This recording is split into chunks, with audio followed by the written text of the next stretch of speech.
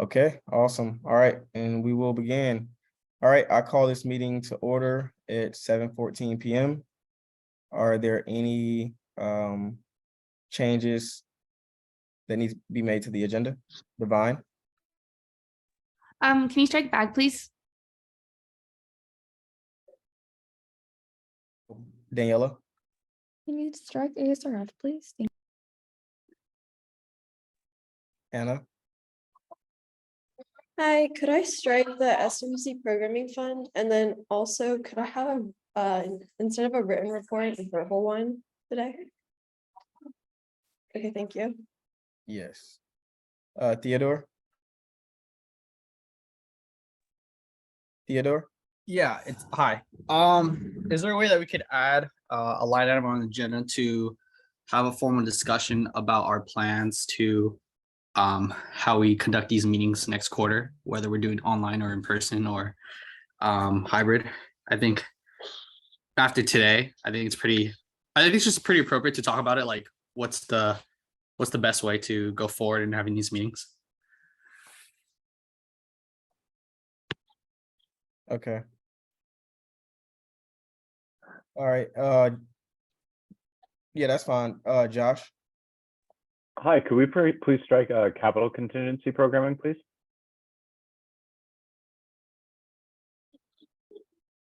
Awesome. All right, anyone else?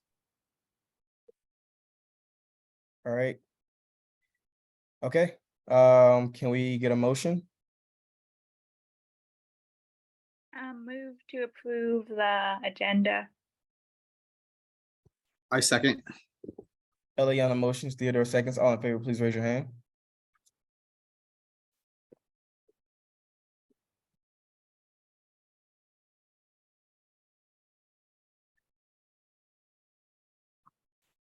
All right, and by a vote of 14-0, the motion passes and the agenda for this week is approved. Okay, everyone can lower their hands. All right, moving forward, now the approval of the minutes. So I hope everyone was able to review the minutes from last week's meeting. If there are any questions, concerns, or updates you need to make to the minutes from last week, please raise your hand now.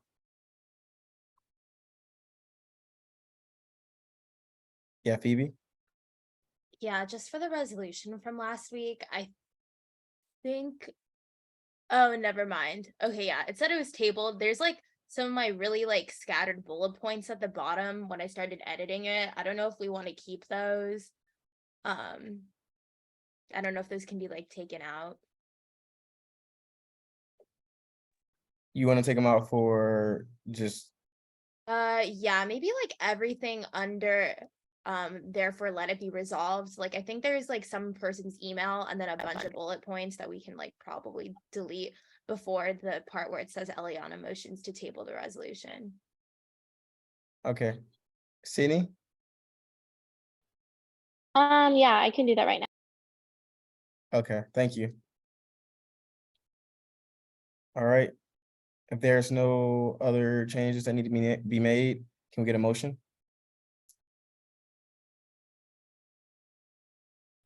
Move to approve the minutes of the November 1st meeting. I'll second that. Eliana motions, Keon seconds. All in favor, please raise your hand.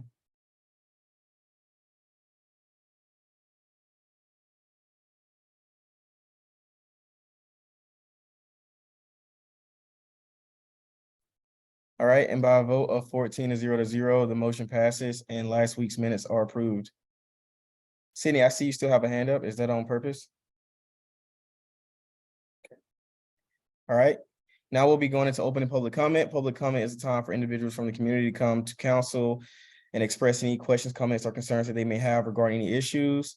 So if you would like to speak for public comment, I think everyone is promoted at this point. So please just raise your hand so you can be recognized.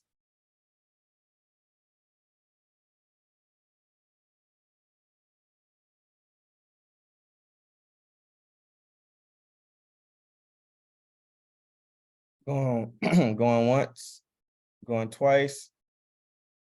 All right, and I'll be closing public comment at 7:18. All right, going forward now, next up we have funding, contingency programming. Josh? Hi, everybody. This week we had a total request of $25,000 or $25,241.47. And our office recommends an allocation of $10,363.58 for 26 non-USAC related entity events. The main discrepancy here is there's a couple student groups who applied that were way over some of our bylaw recommended and guideline recommended allocations. So that's kind of why there's that discrepancy there. But that's our recommendation, and I'm happy to put that in the chat right now as well.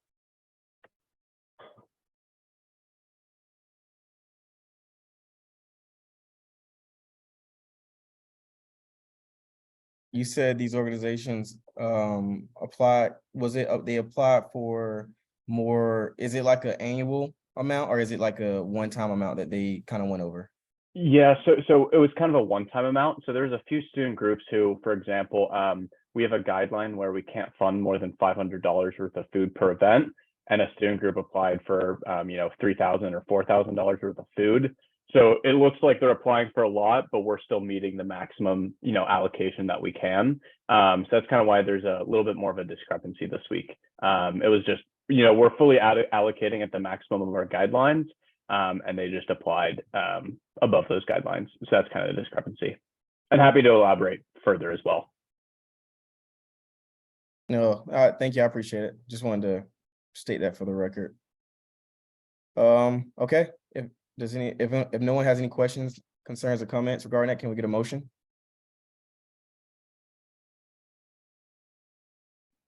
I move to pass contingency funding for last week's meeting. I second. Okay, Sarah motions, Theodore seconds. All in favor, please raise your hand.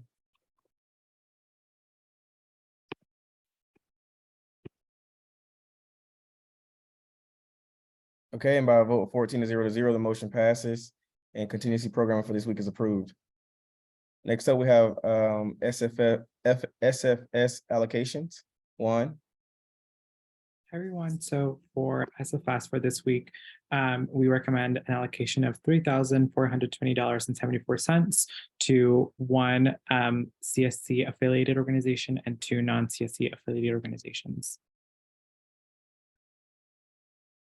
Okay, thank you. That's a consent item. So if no one has any objections, then the motion is approved.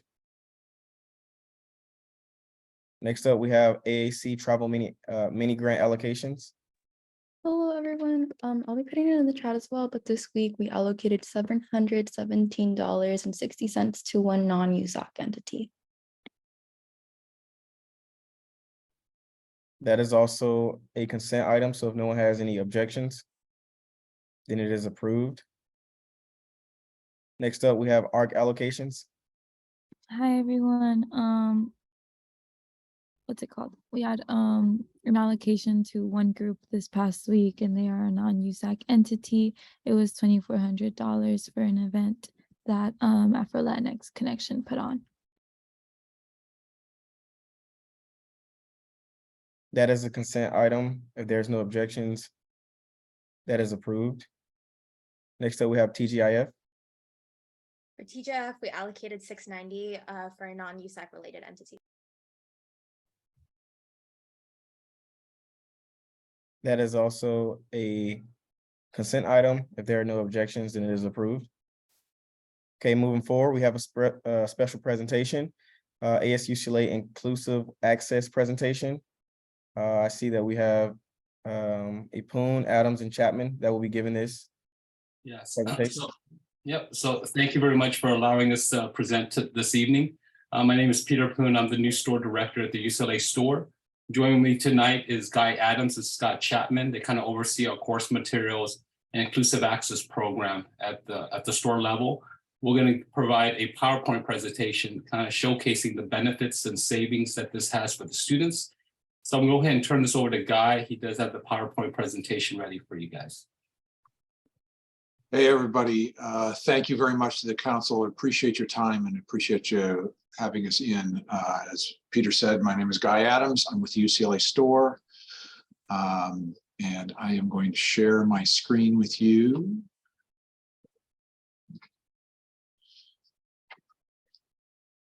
So this is, as Peter mentioned, what we wanted to talk to you about today is a program that we're offering at the UCLA store for course materials called Inclusive Access.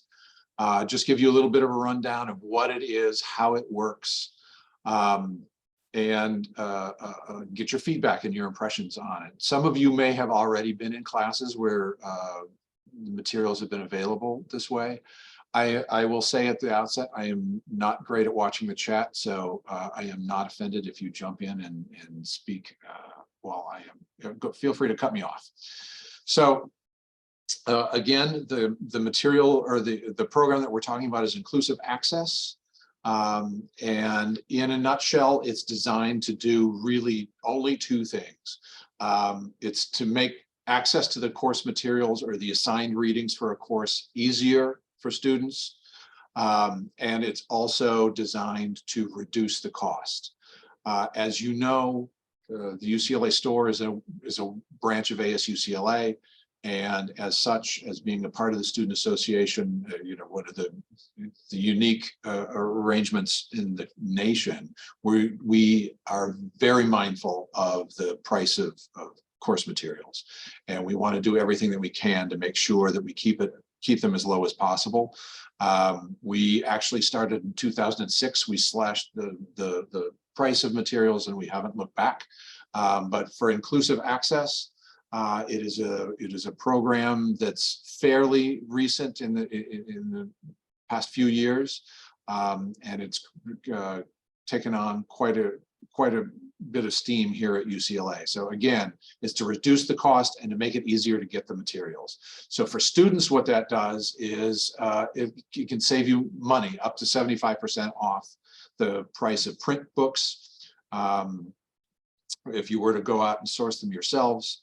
The materials are delivered digitally through Brew and Learn, so they are available to students to access right in the course shell for each course, so you don't have to go hunting around and don't have to find them. The payment for the materials, rather than having to stand in line in the store or go online, it's deferred and it happens through Brew and Bill. So you don't need a credit card in order to go ahead and purchase it. It's automatically billed right to your Brew and Bill account, so you don't have to worry about that. You don't have to ship things back and forth because they are digital. For faculty are like this program very much. We hear from a number of faculty. They are not restricted. There are no restrictions as to what they can and cannot assign. So we don't have any contractual relationships with publishers that require us to use one set of materials over another or push something one way over another. It is completely up to the instructor what they want to assign, so so that they can keep it in with the instruction of the course. And the second point under faculty is actually a benefit for students, I feel. You get access to the material on the very first day of instruction. So you don't have to wait around. I know a number of people like to wait and find out whether or not the degree that something is going to be used in a course, but you don't have to wait for that. You get access to the digital version right away. You get I'll talk a little bit more about the details later. And then for faculty, there's some gradebook integration. There's also some really sophisticated tools that allow students to engage much deeper with the material. It reveals itself as people progress through the course. So there's some really sophisticated methods of going through the material. It's this high level digital course materials and the finest that are available. So the way that it works, faculty let us know what titles they're going to use in a course, just as they always do. And then we go out and we work with the publishers of those materials and we negotiate the best pricing that we can get on them. And then we coordinate and we work with the Brew and Learn team and make sure that everybody in each class has the materials and all of the links are established. So everyone that's enrolled in a course is able to access the material that's available on that course. For students, as I mentioned, they get access on the very first day of class. And they have access at no charge for 2 weeks, for the first 2 weeks of the term. They can access the material, engage with it as much as they want, see if you like it, see if you don't like it, and use it and read from it and do whatever you want to do in the first 2 weeks. And if you want to keep the material, you do nothing. You just remain in the program. If you decide you don't want it, you see that's the square that's on the right there is something that will appear in your Brew and Learn course shell. There's that white button for opting out. All you have to do is press that button and then access is cut off, and your Bruin bill will not be billed for the amount of the title. We send out a number of emails to students in advance, just letting you know this is a course, this is the materials that are available for the course are under this program. So there's an awareness that everyone has that this is part of the program. And then, as I mentioned, if after the end of the second week of instruction, decide to remain in and keep the material, then Bruin bill is automatically billed. So we don't ask for a credit card number or any of that stuff. It goes directly to the Bruin bill. And so at UCLA, a little bit of history about this program. We actually started working with this in 2016. Started very modestly with a few pilot programs in a few different courses. And over time, you can see the number of titles that are being offered through this program has grown dramatically. It started off with 3, and now this is calendar year, by the way, this is academic year. Calendar year 2022, we're up to 328. At the last time that we ran the report, and for 2023, we're already working on the program for fall, or excuse me, for winter. And so that number looks like it's going to be larger for 2023. The number of students that are impacted by this program, impacted positively, I would say, has grown dramatically as well, from 44 in the first year of the program to now over 41,000 students are able to take advantage of this program that we've been offering. One of my favorite slides is this one. This is the savings. This is the dollar savings. That what you're looking at is if you were to go out and buy the digital version of the book yourself, not through this program. So it's accessing the exact same material, but just on your own. We were able to save students in this year alone over $700,000. So it's a significantly reduced price program. That's the whole idea behind it. We're very proud of that. And then what we have next for the future, we'd like to grow this. We'd like it to be incorporated in more courses and more materials for more courses to expand on the savings. And so that's what we've been working on. We're going around and we're talking in different groups on campus, different faculty members on campus. We're going to department meetings and sort of talking about the program so that there's greater awareness and we hope greater participation. And then the next step in this would be there's another phase of the program. I'm happy to come back at another time and explain it to you. It's called equitable access. So just in a nutshell, rather than book by book by book, students would pay one price and get all of the materials for all of their courses. So everything is included in the entire package program. So that's my walkthrough of inclusive. Happy to open it up for questions or comments if anyone has anything. Actually, I want to ask, has anyone, if you want to raise your hand, has anyone been in a course that you've had inclusive materials? I see nodding. Good. I'm glad. I'm hopeful it was a positive experience for you. Certainly want to hear either way, positive or negative. But are there any questions about the program in general? Comments? Nothing.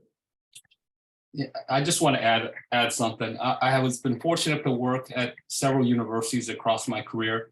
My recent stop at UC San Diego, it is something that a lot of the students are looking for, especially during COVID, with all the shutdowns and all the hybrid situations where students weren't coming back on campus.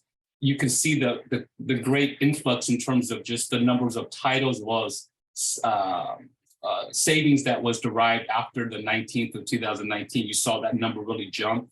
I kind of brings me back to 2007 when rental was first launched. A lot of people didn't know much about rentals, but by 2010, rental was everywhere. Kids were able to rent their books, and I think this is the next evolution.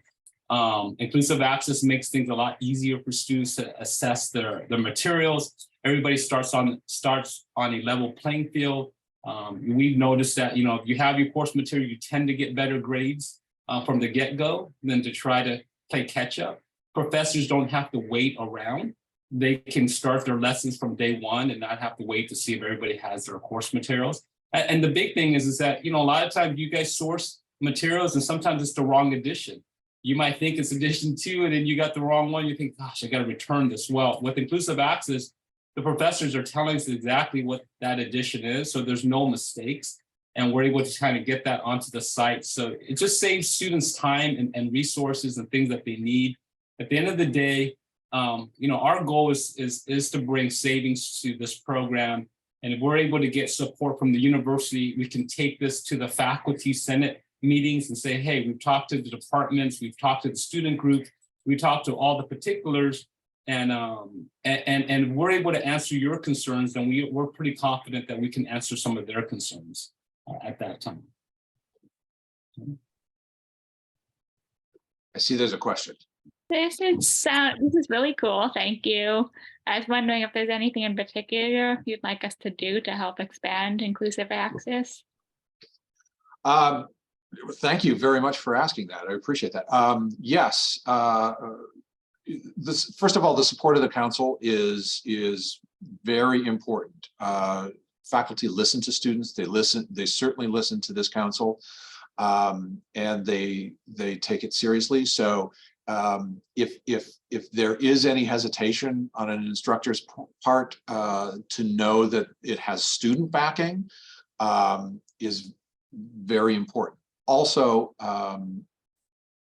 what it does is it helps raise awareness with faculty that you take the cost of course materials seriously, and that it is an issue and it is something that should be looked at and addressed, and that it needs to be addressed. And you know, occasionally an instructor doesn't think that way or doesn't take that into account when they're selecting what materials they want to use. So the council's support in this regard really does send a message to faculty, and it will be something that we're able to take forward when we're meeting with different groups on campus. If we're able to say, oh, this has USAC support, or USAC reviewed this and they're in favor of it, it really does mean something. So that would be the biggest thing that we could ask of you. Excellent, thank you. So should we write up a resolution and try and pass it in like next council meeting or the one after that and send it over to you? I would love it. Cool, yay. Yes. Yeah. And one thing just to keep in mind, and I'm Scott, I'm the textbook buyer for Acrobat Union. You know, each one of these adoptions we get with faculty are course by course, book by book. So the more support we can get for a program like this, it really helps us ramp up the size of this program and translates into that student saving. So we're here to answer any questions you have about the program. You know, we want to hear feedback. We do get a lot of feedback from students directly, but it's been a successful program, and we're really just hoping to kind of supercharge the program so we can provide more student savings, and then potentially we can kind of continue to evolve these programs into things that benefit even more students. Yeah, that definitely makes sense. That sounds great. And yeah, I love it. Appreciate y'all saving money, and we'll dive into our resolution pretty soon. Yeah. So you can send it out for winter quarter.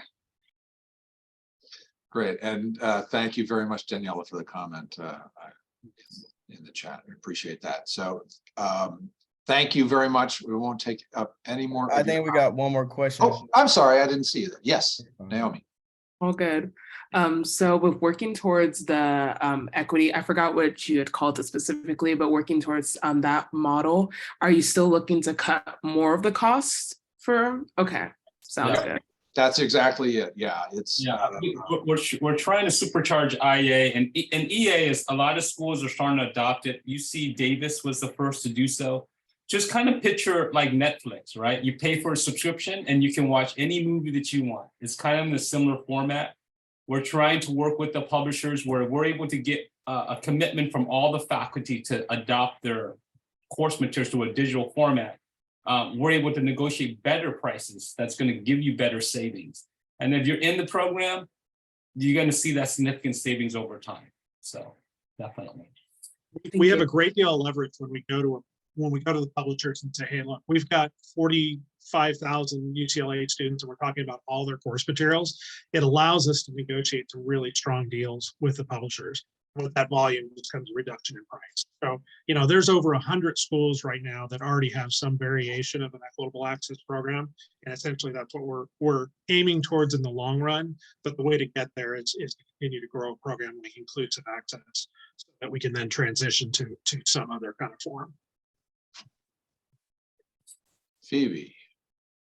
Yeah, I was just curious if there's any links or resources that you all have on your end that support inclusive access, whether that be like cost savings or like paper savings or resources, just because it might help us make our resolution stronger. Yeah, that's a great question. We do have some information. Scott, is it on the website? Is this specifics or is that just more about how to program? So on the main UCLA Store textbook page, there actually is a link to a webpage for UCLA Store Inclusive Access, but it really gives more of the backstory and kind of the aims. We can certainly provide you with some of the data in terms of cost savings that we've realized over the last few years, and we can certainly pull that together and get it out to you. And it sounds like that's what you'd be most interested in. We are actually pursuing some goals in terms of just trying to quantify sustainability and carbon footprint and whatnot, but that's kind of an in development project at this point. We don't really have any data yet to share on that. There are other elements that we're looking at in terms of the benefits of a program like this. Yeah, what I'll do, I'll put together some information. I'll get it to Jessica. And she can share it with you. And then if there are any specific questions that you have or the points that you want to touch on in the resolution, either you can reach out to me directly or through Jessica. We're happy to get you the information you need.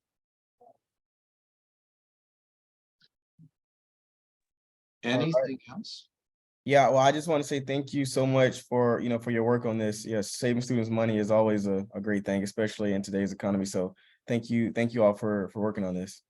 I hear that. Thank you so much. You know, I really appreciate it. And as I said before, the support of the council means a lot. So validation is always a good thing. So once again, thank you all so much for your time.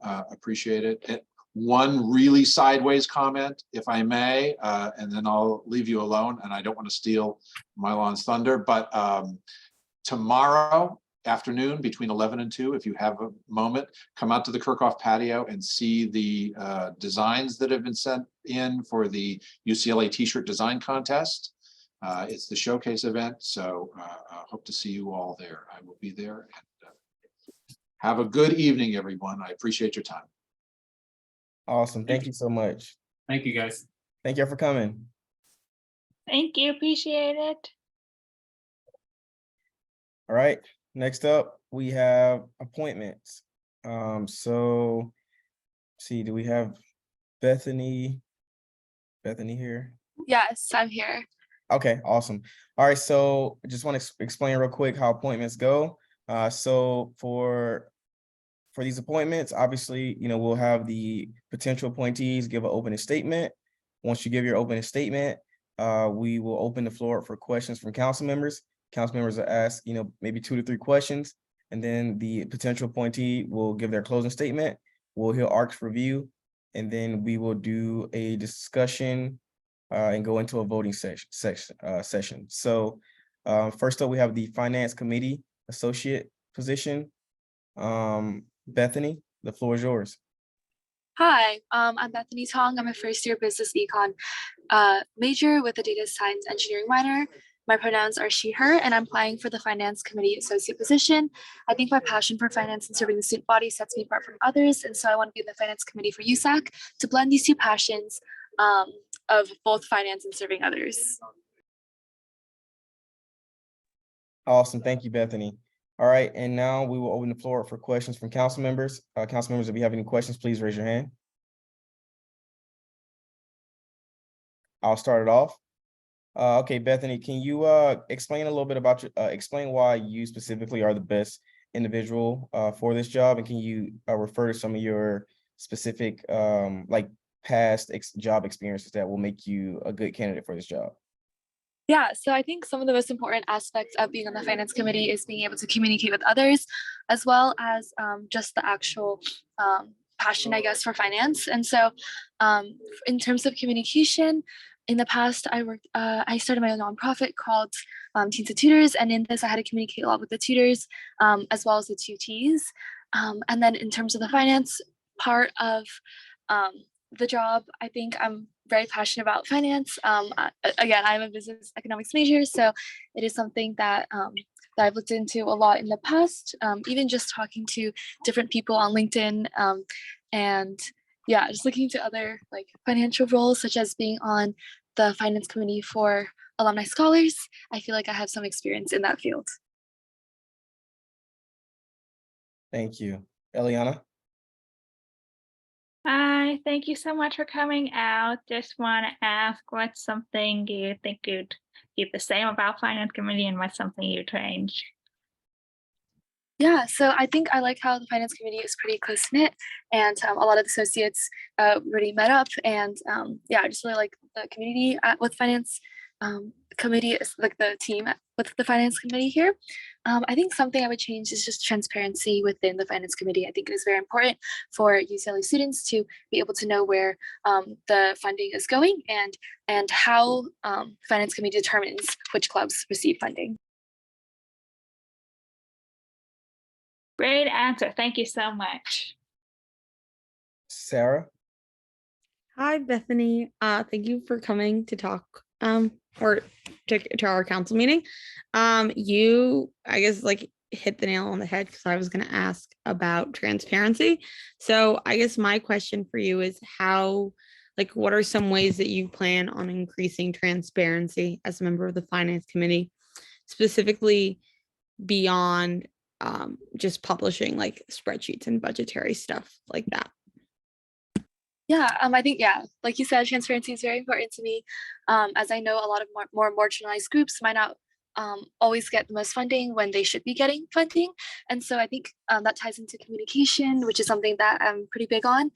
So I think just communicating with the student body and making it very accessible for everyone to see where the funding goes. I know you mentioned like publishing it. I think also just having sessions where we can just tell it, like explain to, that's just open for all UCLA students, like where the funding goes, and for them to understand like the process, the grading process, so they know exactly how they can receive the most funding, or for what reasons the funding will be used for. Thank you, Bethany. Okay. And that looks to be our last question. Bethany, you're free to give your closing statement. Yeah, so in closing, I'm interested in being part of the finance committee because I want to not only serve the student body, but also I want to learn more about the transparency and just finances. As a first year, I feel like I'm learning a lot about the finances at UCLA, and I think this would be a great way to be a part of the student government. Thank you so much. Okay, Art, can we hear Art's review? Yeah, so ARC approved Bethany with a 3-0 vote. Awesome. Okay, does anyone have any questions, comments, or concerns regarding this appointment?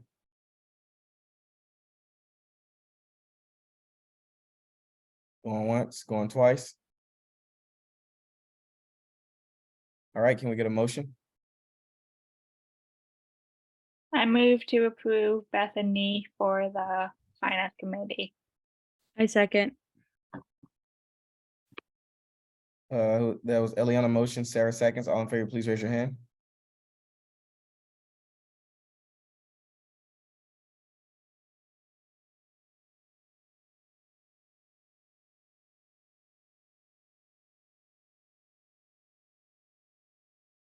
By a vote of 14 to 0, the motion passes.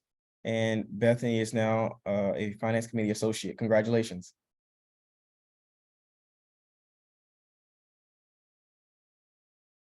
Okay, going forward, next we have Sharon. Has Sharon been promoted? Yes. Okay, awesome. The floor is yours. All right. Hi. So I'm Shreen Dunker. I am a first year molecular cell and developmental bio major, and my pronouns are she, her. I am applying to be a finance committee associate as well, because I really want to dive deeper into the topic of finance, especially on the budgeting side, as well as indirectly get involved with students and student organizations through learning about other students' interests, when they apply and ask for funding.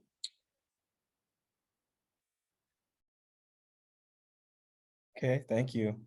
Now we'll open the floor for questions from council members. Sarah? Hi, Shireen. Thank you so much for coming to talk with us. I have two questions. I guess my first question is, as first of all, like, good job for applying as a first year. But as a first year, what like past experiences do you have that will help you in this role? And my second question is the same question I asked previously, but like, how do you plan on increasing transparency in this role? Of course. So in the past, throughout the past few years, I've served on my community's leadership council, and that included a lot of planning events and budgeting out money that way to host those events. So I have a little bit of background in finance that way, and that's why I want to dive deeper coming here to UCLA. And in terms of promoting transparency, I think that we could create a program that, you know, audits the way that we budget and the clubs we budget to ensure that we are having equitable funding in that way, and continuing our office hours where students can come in and ask questions about where this money is going and how it affects them. Thank you so much. Eliana? Thank you, Carl, and thank you so much. Thank you so much for coming out here. I really appreciate it. So my question is, what would you like to change about Finance Committee, and what would you like to keep the same?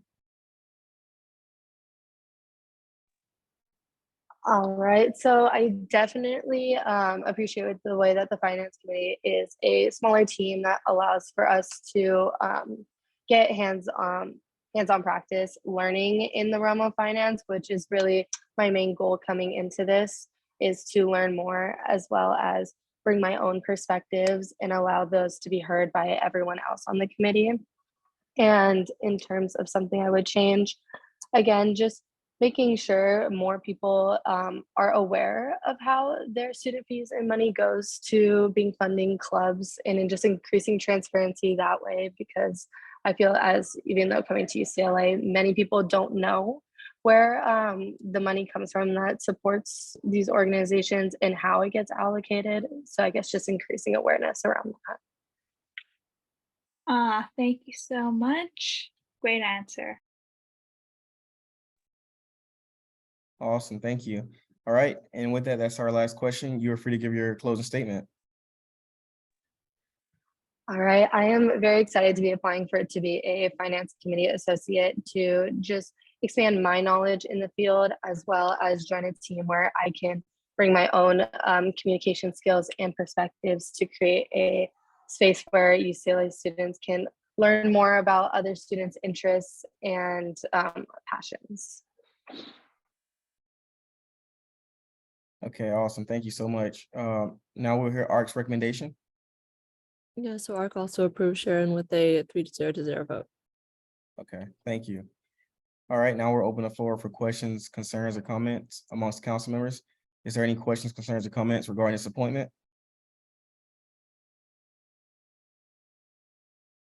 Going once, going twice. All right, if not, can we get a motion?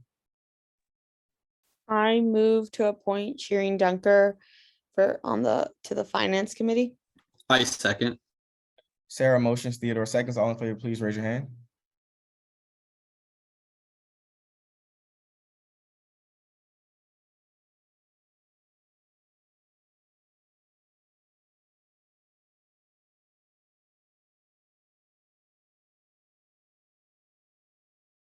By a vote of 14-0, the motion passes, and Sheeran is now a Finance Committee Associate. Congratulations.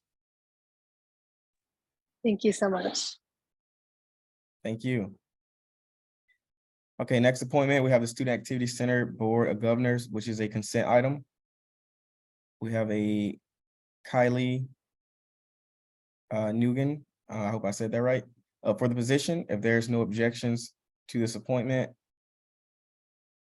then the motion is approved. Going once, going twice. Okay, moving forward. Now we'll go straight into officer reports.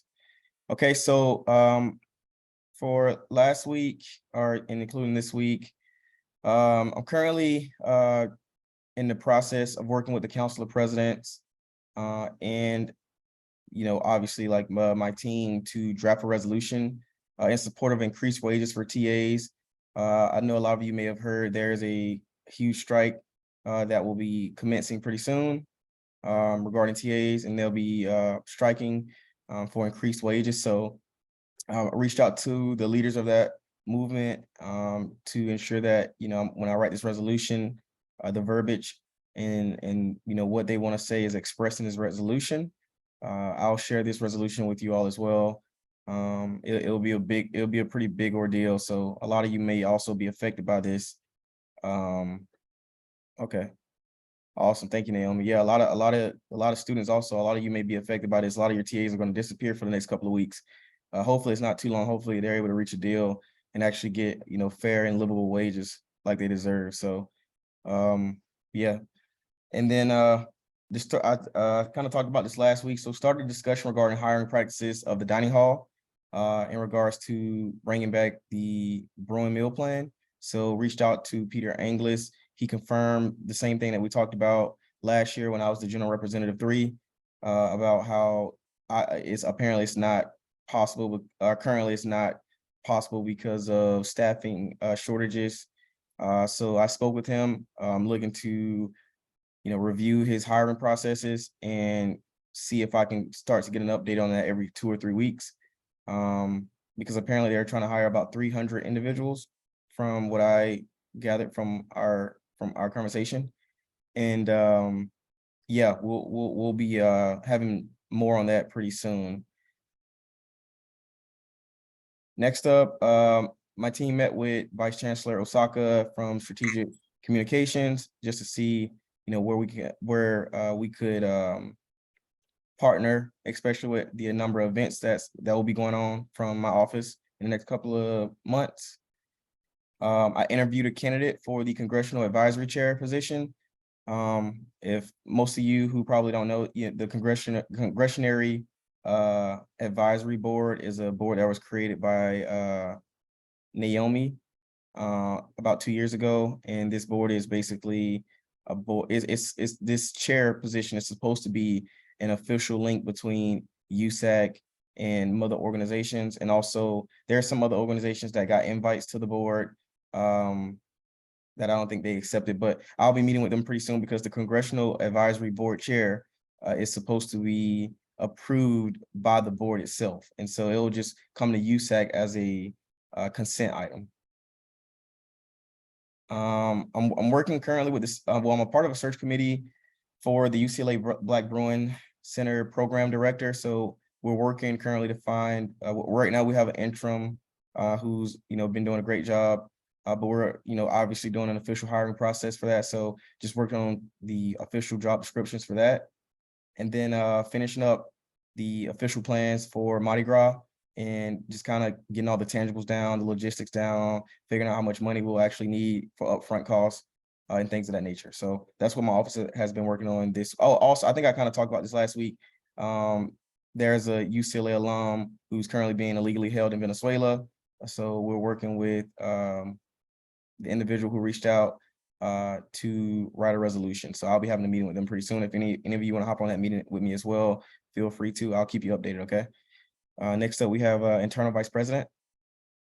Yeah, so for my office, we interviewed the 2 individuals that were here today for ARC, and we're working on setting up more interviews for the next round. I think we only have a few more applicants so far, unless you all have more recommendations for us. For my office, so my student involvement committee is first working on the True Brew and Raise awards like banquet and then event. So we just posted our graphics and promotions for that event. And we pre-booked the Kirkhoff Grand Salon for February 1st from 6 to 9 for the event. So definitely keep an eye out for the specifics.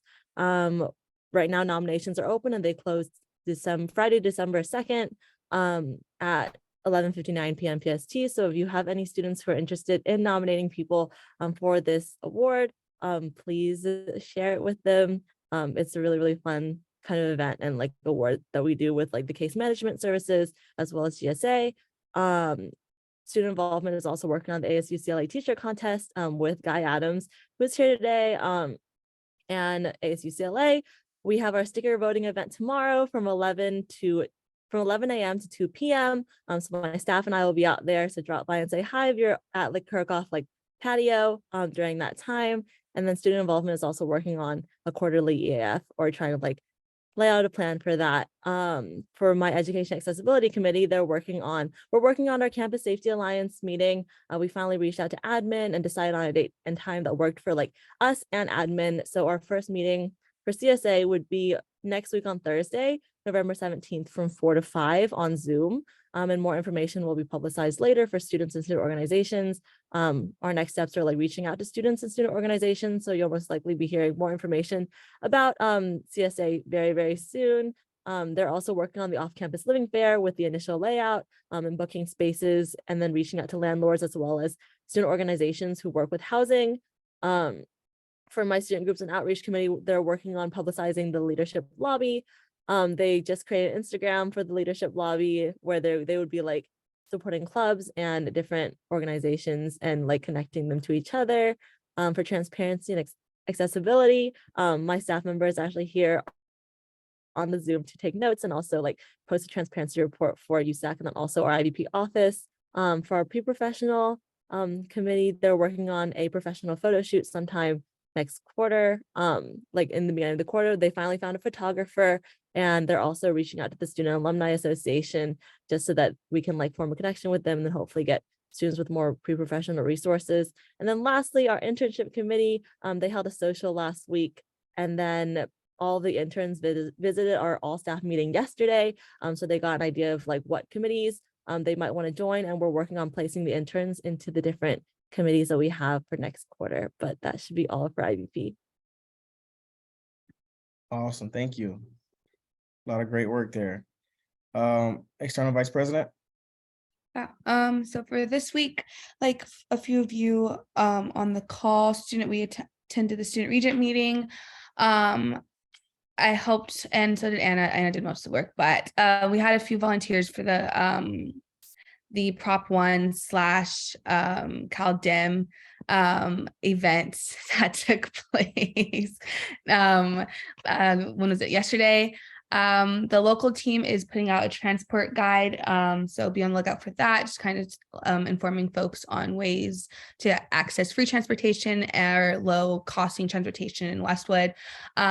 Bruinsville did the last push for get out the vote last week. I hope you guys all voted, well, all those that are eligible, and so we are kind of putting a pause on get out the vote temporarily, but we'll still be doing civic engagement events. We are doing the Students of Color Conference outreach. If you're interested in joining the UCSA Students of Color Conference, it is sometime in January, I believe. Please reach out to me. We'll also be reaching out to some other organizations, and we'll be posting it on social media. We want as much UCLA representation as possible. BAG will be beginning again soon. So again, we're going to be spreading the word to organizations to apply. Yesterday, we did not have a all staff meeting because we had an intern mentorship meeting, and we paired some folks within our staff with some of the interns, and we will be mentoring them for the rest of the quarter and then educate them into the EVP office. I think that is it for me. It's definitely not it. That's all I can think of off the top of my head. So sorry, but moving on. Awesome, thank you. Devon, I did have a question. Is the Student of Color Conference, is it going to be in person this year? Yes, it is at UC Davis in person. All expenses are covered by the EVP office. Also, I thought of something else, and you will see it later on tonight, but we have Ignite here to hopefully pass a resolution that they are going to be presenting and some of you guys are co-sponsored as well. Awesome, thank you. Yeah, that's how you get people to sign up. We say it's in person. All expenses paid. All right. Next we got Gen Rep 1. Hi all. So this week I met with Josh from FCC so I could better understand the contingency fund and how different clubs can apply and different clubs look what they're looking for. So we came down to a couple bullet points that I'm going to make a graphic for to send to different clubs so they can better understand how to apply for contingency fund and how they can get, so we can get other clubs involved and get them support. I also met with a couple of clubs, see how I can help them. They're also going to be posted on the social media account. I also interviewed a couple people for staff this week, so getting them involved. And I still need more staff, so I'm extending the application. I hope all of you guys can repost on your Instagram. Thank you for those who already have. I also my team in Eliana is working on informing students to read the petitions they sign on Bruin Walk, and so we can get that out there, because sometimes people just sign it just because they want to help, but people don't know what they're really signing. So we're really trying to support those students. And then also, interesting, today I met with the director of Lyft who works with colleges and figuring out how we can get subsidized or free lifts on campus. So we're working with him. He showed me everything we need to do on our side and gave me a great PowerPoint, how much it would cost, what we have to do, the pros for it. So I'm going to meet with administration over the next couple of weeks and see how we can implement it. I'm hoping, I've talked to Carl and I've talked to Sarah about, they said they might potentially be helping me on that. If anyone else wants to help, that'd be great. So hopefully we could get that out, because I think that'd be really great for the students. Thank you, guys. Awesome, thank you. Next up is Gen Rep 3. Thank you, Carl. So the big news this week is I'm working on a grants program. It's going to be micro grants for now because not a big budget, but just going to be for groups that are working on various worthwhile programs, nutrition, disability rights, foster youth rights, and various other things. We'll just be sending this around. People send in their applications and we'll look over them and try and have another source of money. So that should be cool. I'll let you know when that comes up and you can send it around.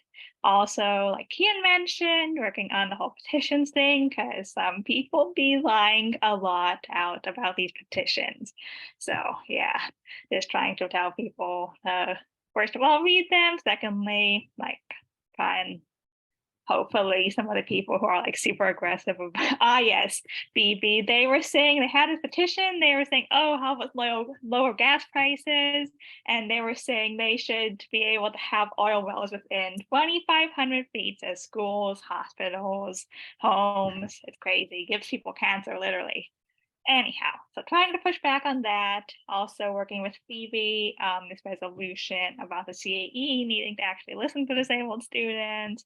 And also, like Divine mentioned, I was in the meeting with the student regents, which was awesome, and got to talk a bit with them about needing to fix these incomplete notations so it's not unfair to students and not doing disability discrimination, as well as other issues in terms of workers' rights. And anyhow, been a pretty good week. Thank you so much. Thank you so much. Okay, I see one you want to do written. So one put in the chat. He says, for my office report, this week my office is working on office cleanup. We are so close to cleaning out all of our space. This week, CSC representatives will also sit on a panel in an UCLA Res Life Department to report out our work regarding homelessness awareness week. Next week, I will also sit in SIOC committee deliberations. We're also beginning to prep for some of our large winter quarter events. Awesome, thank you. Next up, I know Phoebe has written right here, but I know she wants to do a verbal. Hi, y'all. I haven't done a verbal one in a while, so sorry if this ends up being long and a little all over the place, but I'll try my best.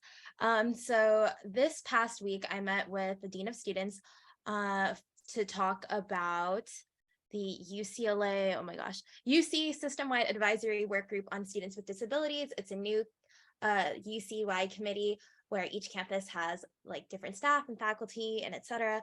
And Dean Jasmine Rush is on the Campus Climate Committee. So she's conducted an interview with me to understand what accessibility looks like on campus. And I think she reached out to a couple of other students too, speaking on the same line of accessibility. This last week, I also met with the new ADA 504 compliance officer and gave her a lot of notes about accessibility there too. She's on her listening tour right now, trying to understand what ADA compliance looks like at UCLA. So if any of y'all are passionate about that, I definitely encourage you to reach out to her and tell her your thoughts on accessibility. Again, I met with Assistant Vice Chancellor Mick DeLuca. We talked about LA 2028 and seeing how we can compile resources that would be used for the Olympics with our own UCLA resources to make the campus more accessible physically, just so that those resources are used effectively. And when the Olympics leave, our campus will have like a more accessible campus. And obviously we need to make sure that it's accessible for the Paralympics as well. And then the last thing on accessibility that I can think of right now is, yeah, there's the resolution about CAE reform happening later today. And I talked with someone from Divine's office who's doing like state relations work, trying to get more funding, I believe, for CAE specialists UC wide. So trying to work on what advocacy looks like there. In terms of sustainability and transportation related things, people from my team are working on some sort of universal basic mobility pilot. So they're going to do universal transit passes next quarter. Will they have free metro passes? And I think they're trying to do that type of pilot advocacy to see if there's potential to run a referendum similar to the grad students referendum for free transportation, or advocate at the county level to see if there's an ability to get university students free transportation. I'm also doing a collaboration with somebody, the director of sustainability in Carl's office. We're planning a sustainability week in week 7. So if anyone is interested in participating in that, that would be cool. FAC is also hiring for staff right now, just because we have a lot of vacancies in a lot of our committees. And the last couple of things are that we're working towards active transportation. So me and a couple Northwestwood Neighborhood Council people wanted to do some sort of Westwood walkthrough to see if there's other ways that we could improve bike lanes or pedestrian safety. One example being the Gailey and Strathmore intersection. We want to see if we can advocate for a pedestrian scramble so that people can cross diagonally and it's safer. Yeah. Oh, and there's the Campus Bike Advisory Committee meeting today. It was the inaugural meeting of that, so that was really cool. Awesome, thank you. All right, next we have Financial Supports Commissioner. Hi, everyone. So in financial supports, my directors and I have been, let's see, let's go down the list. We're trying to set up a meeting currently with the library to do New York Times stuff. That has been a little bit rough, but we shall persist. We have our first workshop. We have our staff meeting on Wednesday, and we have our first financial literacy workshop on Thursday from 7 to 8 in the Black Community Resource Center, or the Black Community Center, yeah, in Reber. So if anyone wants to help promote or come show up, we're gonna have food, and it'll be like we're partnering with Bruin hedge funds to just teach people how to invest.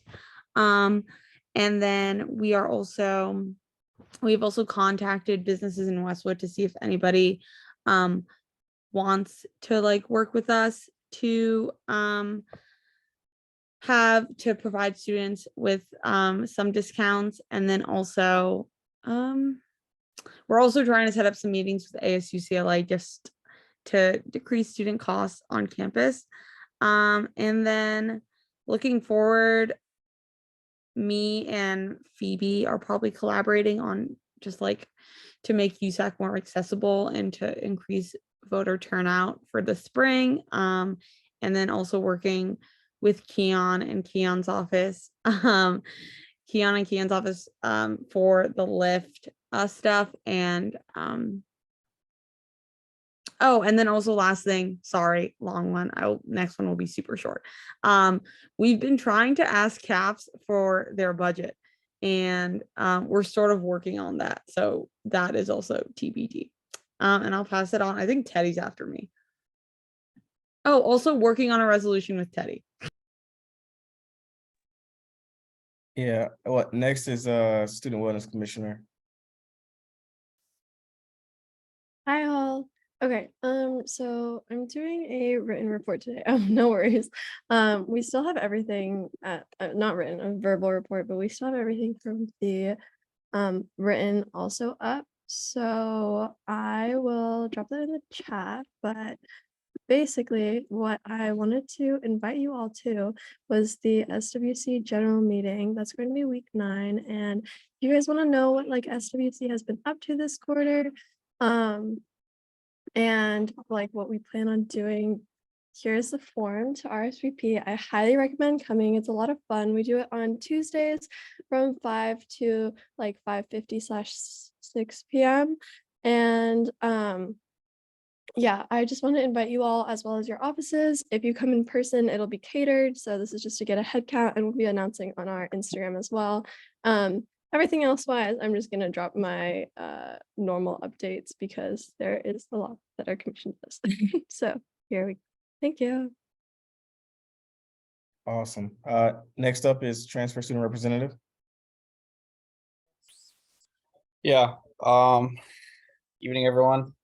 My report, essentially, I was able to join Phoebe in regards to speaking to the ADA 504 compliance head at UCLA. Like she is on her listening tour, which that's what she reaffirmed here and there throughout the meeting, which at least I appreciate her being transparent. What I told Phoebe, you know, at least we were able to reach out to her, us as like the student voice, to reach out to her like during her early months in the role, so that when she hears stuff in the future, she perhaps remembers something that Phoebe said or something that I said that may have resonated or may have contradict with what someone else tells her. That's not necessarily a student. So I told Phoebe it was more like, you know, good change takes a while, and so perhaps like we planted a seed in her mind as a new UCLA staff member that she could really just go forward and, I don't know, make the best when it regards to fighting for student wellness. But yeah, definitely I shared essentially we need to ensure that there are more people scramblers or pedestrian scramblers on and off campus, or at least into like the main arteries and the main entrance points. So definitely Strathmore and Gailey. That's the main entrance into west side housing, which is now becoming more and more university housing. So now there's probably more an incentive to provide pedestrian scramblers as the university decides to purchase and develop more property on the western side of campus, as you can see by all the apartments that are usually filled with my transfer students. And in regards to transfers, I was able to meet with the transfer student committee. Essentially, it's put together by different members of campus, whether it's the OFSL, whether it's the TSC, whether it's athletics, whether just different departments coming together for to see where they can work together for transfer students. And so essentially transfer students, the next big event is Transfer Pride Week next quarter, huge. And so week 3, So we're looking forward to that planning. Transfer experience, so transfer housing on the Hill. They're planning a transfer winter formal. And then I assume they're going to continue with planning a transfer prom like they did last year, or a transfer spring swing, something of that nature. So I'm looking forward to helping them with that. In regards to an update in how many tickets I was able to get for transfer students, I was able to get 200, which is pretty cool. So shout out to Recreation for providing that to my office. And so tomorrow I'll be in the TSC from 9 a.m. to 2 p.m. More like 1:45 because I have class at 2. I didn't think about that when I said 2 o'clock. But 9 a.m. to 1:45, passing out free tickets to transfer students. I'm basically just going to ask them to follow the TSR Instagram page in order to get the ticket. If they don't have Instagram, that's fine. No biggie. But then Thursday, also same times from 9 to 2 p.m. I'll be in my office, essentially just passing out tickets. I'll kind of combine it into my office hours, and I'll just end office hours at 2 o'clock on Thursday. Today, I did start my office hours, but as Archie and Jessica know, I had like I had to get a maintenance issue or a maintenance request because like materials started coming from my air vent. And so I was like, I don't know if this is safe. So I was like, you know what, it's better to just not be here. So that's why I'm actually in my room right now, like not at the office in this meeting. So hopefully that gets done by Thursday. At least it'll be clean by Thursday, but in regards to actually cleaning the air vent, that's probably take a little bit longer, but that's fine. Yes, I was able to meet with Sarah today with a member of her staff, which I really wish was on my staff because he's a transfer and he's really great. Scott, basically, we're putting together a resolution, which we're going to reach out to Phoebe too, because it's something I've been talking to Phoebe a lot about, basically the Sepulveda transit corridor. And so essentially, like I mentioned last meeting, it's a plan to connect the San Fernando Valley to west side of LA. And essentially it's either through the 405 or through Beverly Hills or Bel Air. Can you clarify Bel Air underneath their neighborhood? At least those are majority of the propositions. And so we are pushing for, there are 4 propositions that allow a stop on UCLA campus, but 3 of them actually are subway, while 1 is a monorail that goes over the 405, which those monorail positions are being pushed by Bel Air, because Bel Air, they are giving reasons that aren't necessarily backed by professionals on why they shouldn't have a rail line that goes many hundreds of feet below their property. And so it's just, I don't know, I think it's just like the boogeyman of public transportation. Is kind of unnecessary, but it still hits home to many people.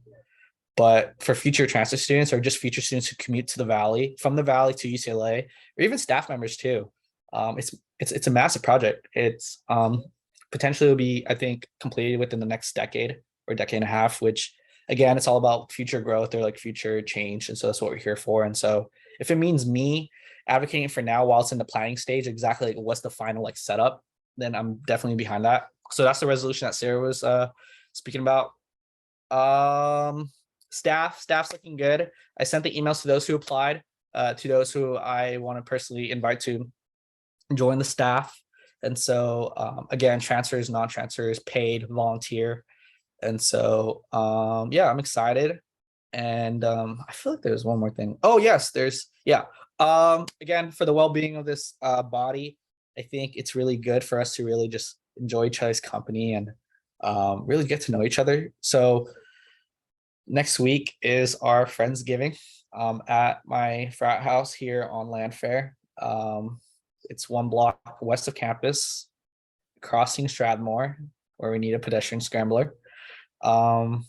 So essentially, I'll release more info in the chat in regards to the address, but I did provide the time, and the date seems to be the 17th.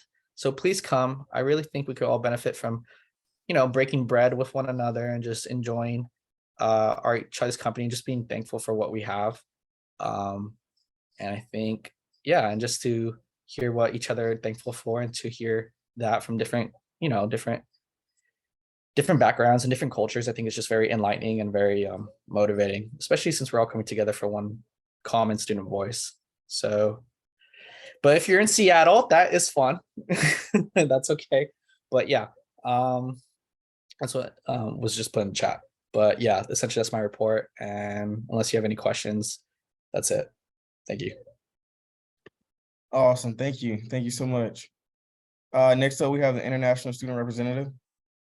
Hi guys, good evening. So this week, firstly, I met with my advisor for weekly feedback, and he's helping me get my office staff paid along with the SAC. Second thing, I am testing the prototype of this app called YAPS, which is basically connecting different communities across campuses. And I think I mentioned this last time, so that's really cool. Also, it's a big week for us because it's International Education Week. There's a lot of events being organized by DASHU. So make sure you're like seeing our social media through the week for different events and their flyers. Today there was like this really cool event, a Peace Corps event, and there was this really cool event where there was singing in Arabic.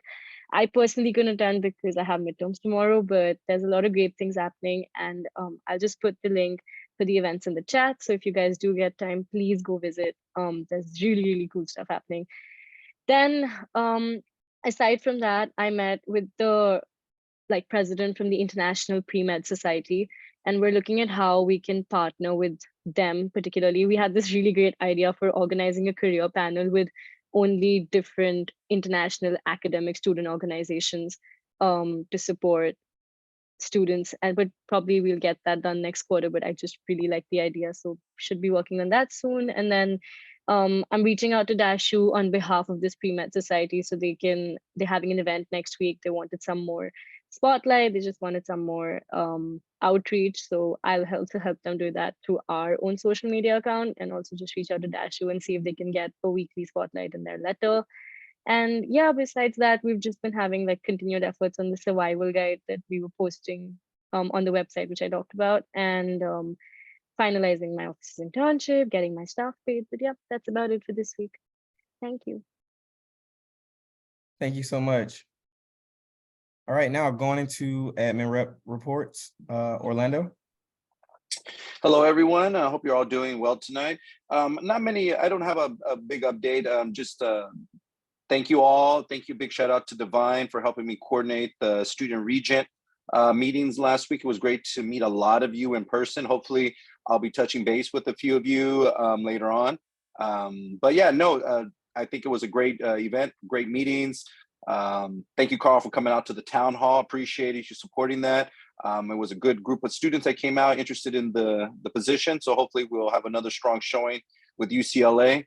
And then I guess, yeah, just my normal update with the whole, if you're a returning student organization, don't forget to sign up for a workshop. Last workshop will be next Thursday.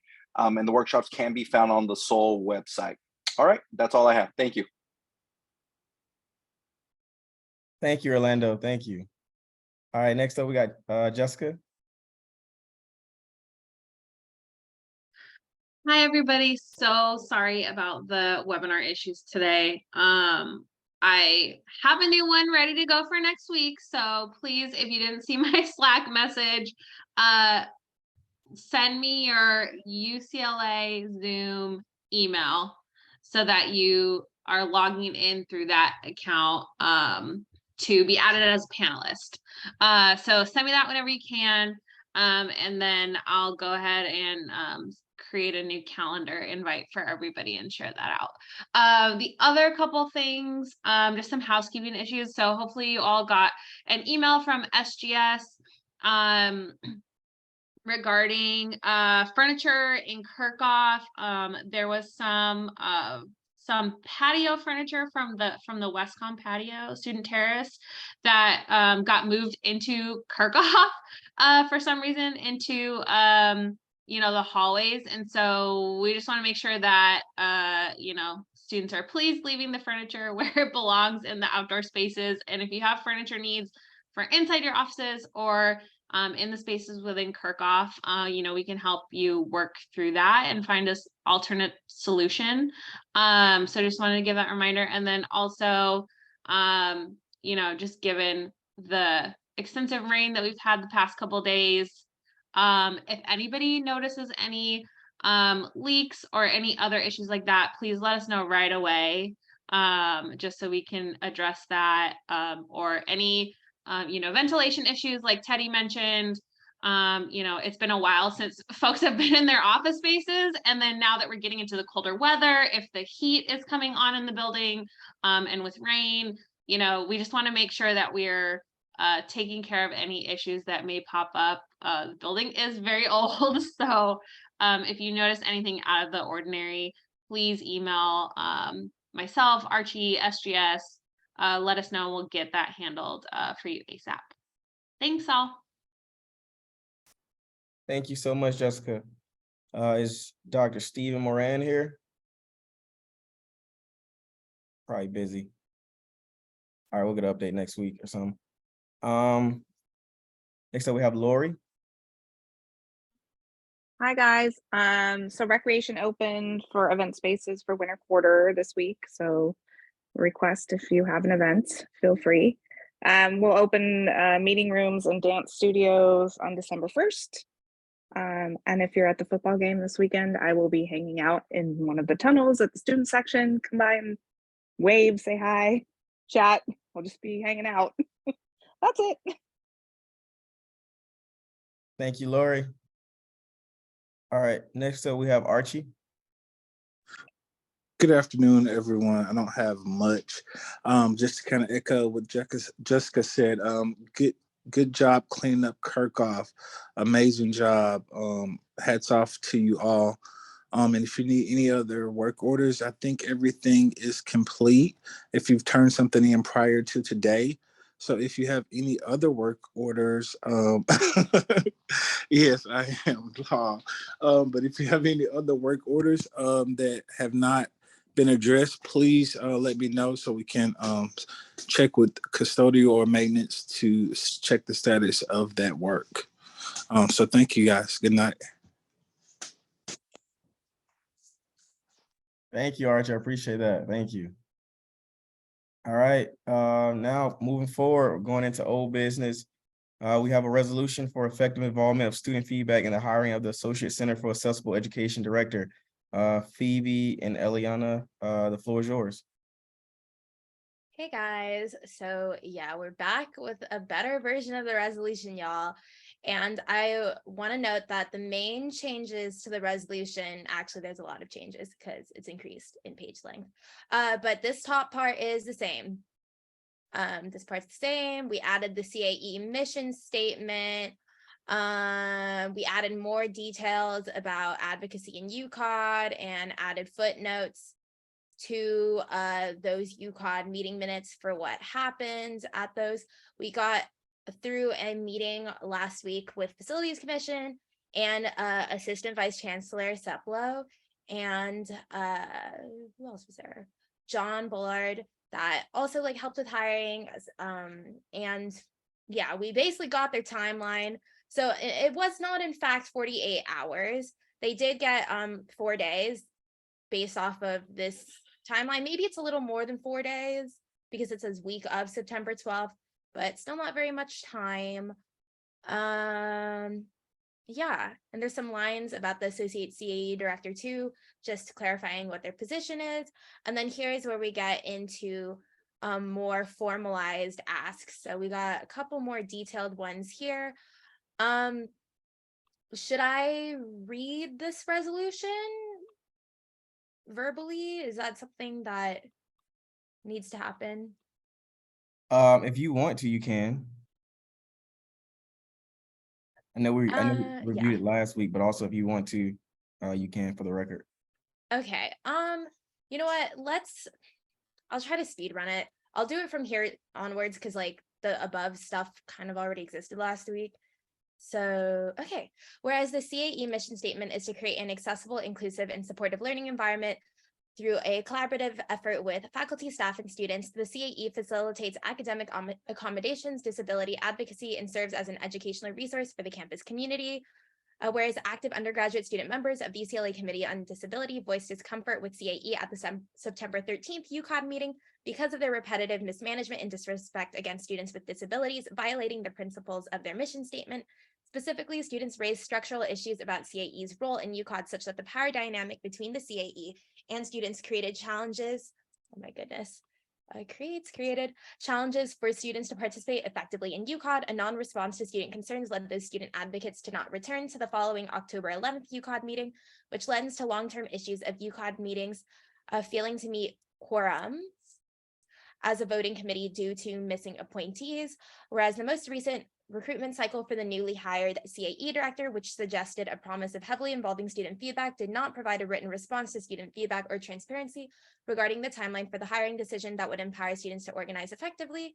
Whereas there's currently disagreement between many students with disabilities and the student development department who hired the CAE director, whether the recent recruitment process adequately engaged and addressed student feedback as described by the student development department. The official timeline for hiring was as follows: August 25th, email sent to DSU, email to introduce John as the interim CAE director and the search chair for CAE, and the dates for the interviews. September 1st to 7th, candidates interview via Zoom. September 8th, and a couple students sat in on those interviews, but September 8th, email sent to the DSU email to solicit feedback from students and an offer to meet in person. It said in person, I did it verbatim, but I assume they also meant Zoom, I hope. Feedback and results of reference checks provided to ABC Suplo, week of September 12th, official offer accepted. A note by them is that the tight timeline for hiring was the need to hire the CAE director by the end of the summer so that they can prepare accommodations for fall, because the previous director left in July, hence a lot of this happening out here. Whereas an organization whose purpose is to uphold disabled people's rights and meet their access needs, the CAE is obliged to give more weight to disabled students' viewpoints than it has in the past. Whereas the CAE is hiring an associate CAE director, whereas the associate CAE director directly manages all of the CAE specialists, whereas students with disabilities have also voiced discomfort toward the previous associate CAE director, whereas the CAE had significant turnover for CAE specialists over summer 2022, and many students receiving CAE accommodations noted receiving little communication on the turnover of their CAE specialist, whereas a new associate CAE director could respond to the above issues, and student development's hiring of the open position for associate CAE director could set an example for student involvement in future hiring cycles. Therefore, okay, this is the fun part, you guys. Therefore, let it be resolved, the USAC urges the CAE to hire only people who disabled students trust, to treat them justly, both for the associate CAE director position, which is currently open, and for all future openings. Let it further be resolved, the CAE must provide disabled and allied students at least 1 week after announcing each feedback cycle to provide input, unless 2 weeks advance notice is given for shorter feedback periods of no less than 72 hours. Let it further be resolved, when requesting student feedback for a hiring decision, the CAE must send a feedback form with instructions to all CAE students via email. In this email, the CAE must also notify students of the dates for when applications for positions are open, dates for interviewing, methods of student participation in interviews, and the deadline for making a final hiring decision. Students should receive notice with reasoning if dates change as soon as officials make changes. Let it further be resolved, the CAE must provide an anonymous feedback summary, including the number of respondents, the percentage of CAE users that responded, and summary statistics for each question to all CAE students and the pertinent student/staff hiring committee, describing student input on the CAE candidates. They must also have the option for students to attend a follow-up meeting or a forum to discuss the feedback summary before making the final hiring decision on a date no less than 1 week after the release of the feedback summary. Let it further be resolved, the CAE works with at least 3 elected USAC or GSA members. So this part, I hope people are willing to pass on this, but basically, like, this being a really urgent need for the student body, as in, like, some students can't be students if they don't receive their accommodations, being a pretty campus-wide issue, that I think it would be important to have more USAC people involved in GSA, given that accommodations also to give to GSA. So I put an or in case, like, GSA like is able to like fill in, but obviously no guarantee because I don't have any connections there at the moment, but and their designated representatives to continue efforts to finalize the details of a shared governance model for hiring CAE employees by undergraduate and graduate students. This work can include identifying engagement methods to increase feedback from CAE users and students with disabilities, and co-developing selection criteria by students and administrative staff for candidates Let it finally be resolved. Assistant Vice Chancellor Suzanne Seplow, CAE Director Spencer Scruggs, and Executive Director/CAO of Student Development and Health John Bullard must present at a fall 2022 USAC meeting to respond to this resolution. The presentation will describe the plan to improve future hiring cycles based on their collaborations with the above students, which at the UConn meeting today, Seppi said she was definitely down and open to do. So yes, that's the end.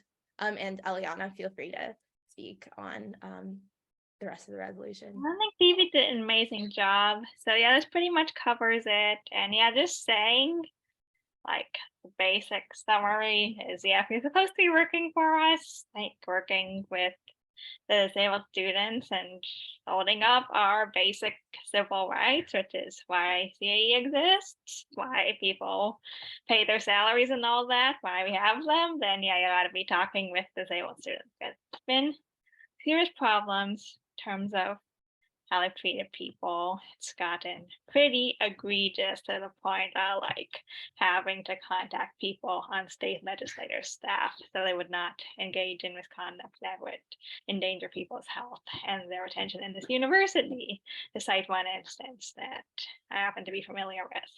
And there's a lot more instances, I'm sure.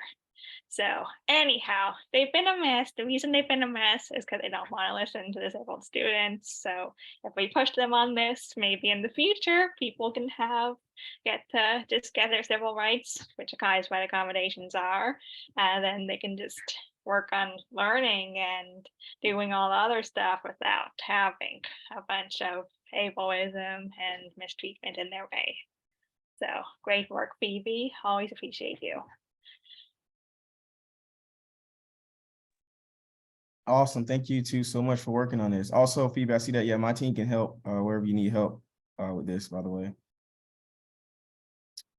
Okay. Does anyone have any questions, concerns, or comments regarding this resolution?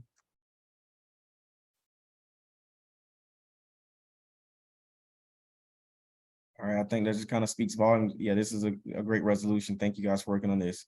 Can we get a motion?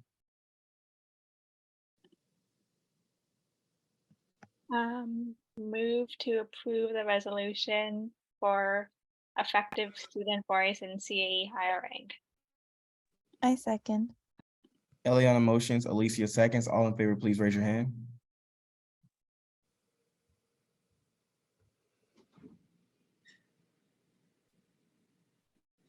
And by a vote of 14-0, the motion passes and the resolution is approved. Thank you so much for working on this.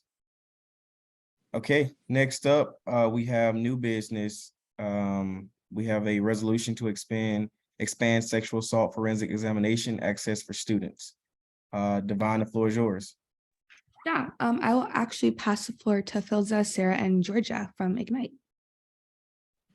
Hello, we are Sarah, Philza, and Georgia from Ignite at UCLA, an organization dedicated to advancing survivor justice. College students are among the most, I just want to give a quick trigger warning before moving forward. Our resolution and like what we will be discussing will mention sexual assault and rape as it relates to rape test kit access for students. So please take care of yourselves, mute anything if needed. But moving forward, college students are among the most vulnerable groups to experience sexual violence, yet most student survivors do not get the justice they deserve. So today we want to propose a resolution that will help expand rape test kit accessibility at UCLA. Rape test kits are often the only piece of forensic evidence survivors have in their investigations and are often the sole determinant of whether survivors get justice or perpetrators roam free. Sarah is now going to read through our resolution. I will also drop it in the chat and Georgia will share our screen.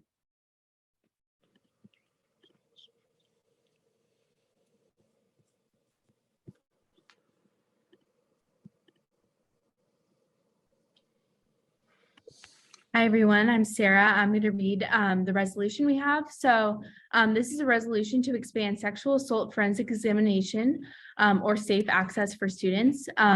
So I'll just start reading it. Whereas currently sexual assault forensic examinations or SAFEs, commonly known as rape test kits, are inaccessible to student survivors, especially those from underrepresented and marginalized backgrounds. Whereas the nearest rape treatment center that students have access to is 4.4 miles away from UCLA's campus at the Santa Monica Rape Treatment Center. Whereas Ronald Reagan Medical Center does not treat survivors with a safe unless survivors have life-threatening injuries. Whereas nurses and therapists from the Santa Monica Rape Treatment Center are already on call to the Ronald Reagan Medical Center to provide safes for ICU patients, but will not travel on call to provide sexual assault forensic examinations for students. Whereas students face prohibitively expensive travel costs when accessing current safe collection sites within a time-sensitive period in the aftermath of sexual violence. Whereas the Santa Monica Rape Treatment Center is unreliable in offering Ubers or similar rideshare transportation to students who need safe and cannot afford their own transportation. Whereas Ubers are not a safe or comfortable resource for survivors given the amount of sexual violence that occurs in rideshares. Whereas student survivors are often improperly instructed by their campuses to interact with law enforcement entities, which discourages survivors who are adverse to engaging with the police from collecting a safe and accessing medical resources such as STI testing, emergency contraceptives, and injury treatment. Whereas information guiding survivors to safe collection sites is inconsistent and insufficient. For example, the phone number provided on the back of the Bruin cards for Rape Treatment Center does not send students to the Santa Monica Rape Treatment Center, which may discourage students from seeking help. Whereas collecting a safe is cost-free and does not have to involve the criminal legal system per federal law. Whereas Ignite at UCLA is advocating for UCLA policy, which mandates UCLA provide sexual assault forensic examinations for all students at Ronald Reagan Medical Center. Therefore, let it be resolved that UCLA USAC recognizes the significance of Ignite's and other like-minded campus organizations' work in advocating for trauma-informed and equitable resources for sexual violence. Therefore, let it be resolved, the UCLA USAC recognizes comprehensive access to reproductive justice resources is necessary to minimize the negative impact of sexual assault on students' livelihoods and to facilitate retention and graduation. Therefore, let it be resolved, the UCLA USAC asks the Bruin Card Office prints all future Bruin cards with the correct Rape Treatment Center phone number. Therefore, let it be resolved, the UCLA USAC will support advocacy initiatives for sexual assault nurse examiners and hiring sexual assault nurse examiners at Ronald Reagan Medical Center. Therefore, let it finally be resolved that USAC supports Ignite at UCLA in demanding sexual assault forensic examination access for all students at Ronald Reagan Medical Center in the form of a clinic similar to Santa Monica Rape Treatment Center.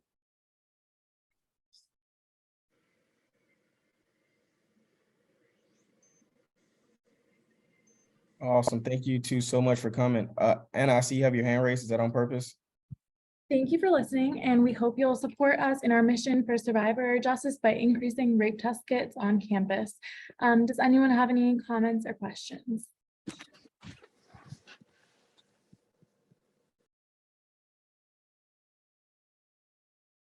Just want to say thank you guys so much for coming to speak to us. Thank you. Yeah, that was amazing. Thank you so much for coming out and well done.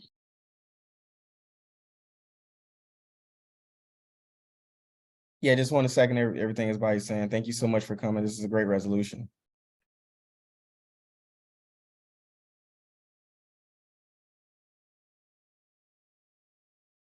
Thank you.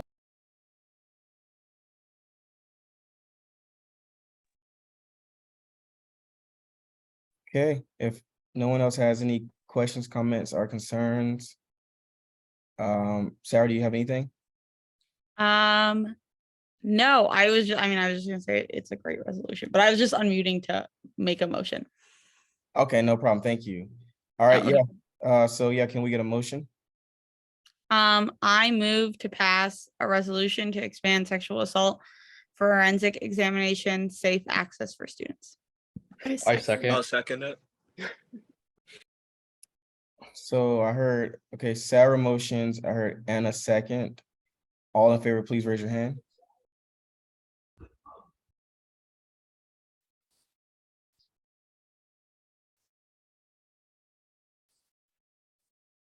Okay, by a vote of 14-0, the resolution, the motion passes and the resolution is approved. Thank you all so much. You all worked on this. Thank you.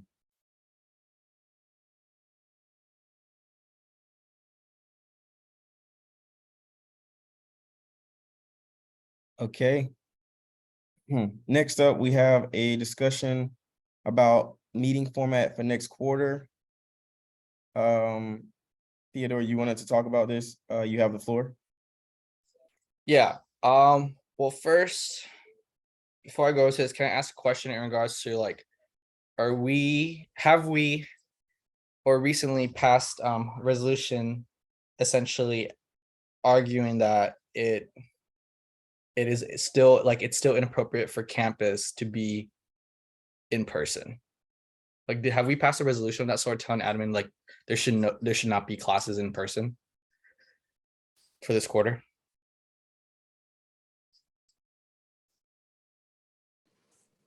I'm confused on your question. Are you asking if we've passed a resolution Yeah.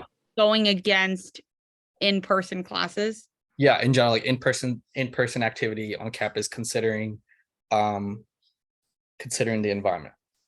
I don't think we have. Okay. Well, if that's the case, if we are not, in my opinion, and this is coming from a perspective like really valuing the relationships I've been able to develop so quickly with many of you, because like running into you in the hallways and just running into you guys on campus, running into you guys anywhere, I feel that if we're not actively arguing for campus, if we're not actively telling admin, hey, it's not responsible for you to be pushing in-person instruction and in-person services, I don't think that we should be holding ourselves to that standard, because I think like it's telling the student, in my opinion, of course, that it's telling the student body that like we are gonna basically like we're gonna protect ourselves, but we're not actively trying to protect as a collective body. Obviously, there may be individuals here that may feel different, but as a collective body, we're not actively telling admin that we should be online. And so for me, I think at this point, and in regards to the technical difficulties today, that's like not an issue. Technical difficulties happen all the time. It's no one's fault. But I feel like technical difficulties, if they could be avoided by a whole or in general, if it means having in-person or maybe hybrid sessions, I think it'd be kind of more appropriate to maybe change the format for this incoming quarter.